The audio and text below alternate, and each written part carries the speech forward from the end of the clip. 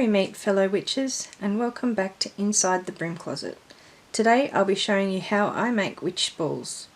Personally, I call them intention balls, as it's filled with what I intend for that person for the next 12 months. They're fairly simple to make, and it's completely up to how much, again, you want to go with them and how creative you want to be with them. So what you'll need is herbs that align with your intentions for that person.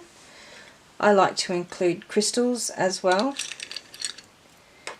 that also align with the intentions. You'll need a container or a ball that it goes into. This one I got off eBay.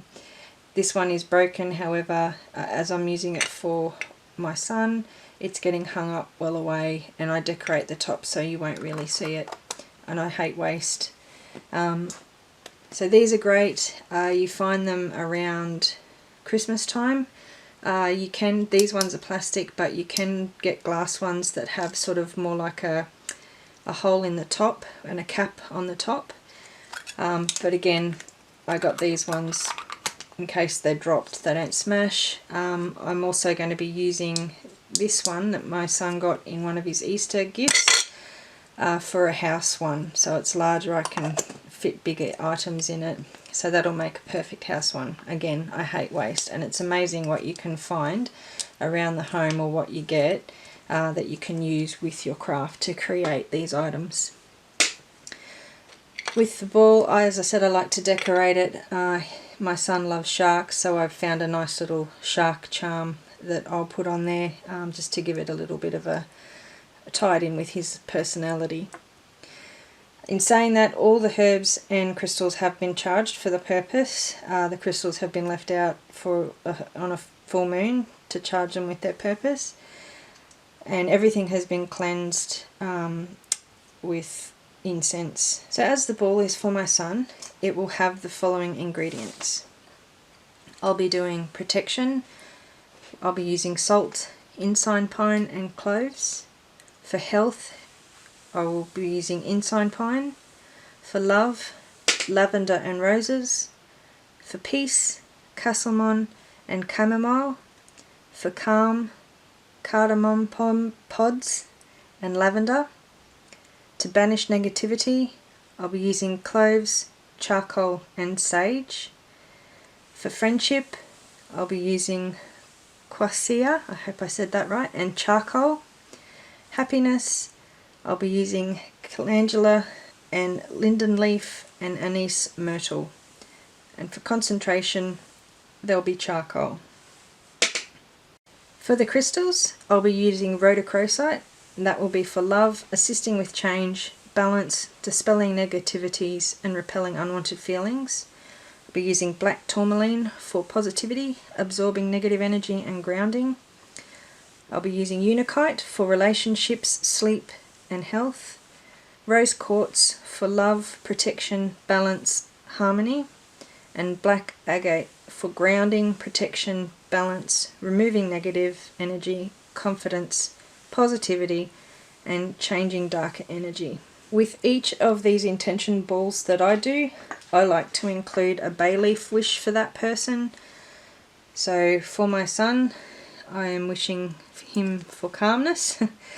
So it's just a simple matter of writing my intention or wish for him on the bay leaf, and that will go included.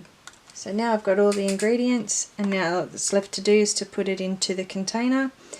One thing I also do is I write my intention or my wish for that person on a piece of paper, and that gets scrolled up and stuck in there as well. So it's kind of continuously giving my intention for what I hope for the herbs and the crystals that are in there. So I just put them in. You only use probably about half a teaspoon or a quarter of a teaspoon of all the ingredients.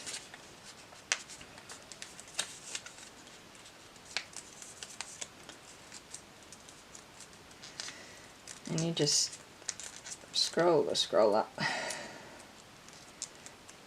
These are, you can get larger ones, but I like these little ones. They're perfect for gifts and that sort of thing.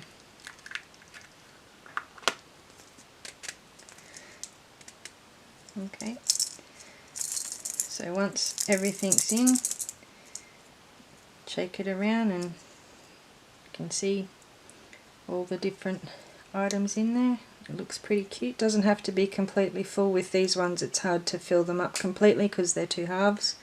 Easier to do it with the one that you're sticking stuff in.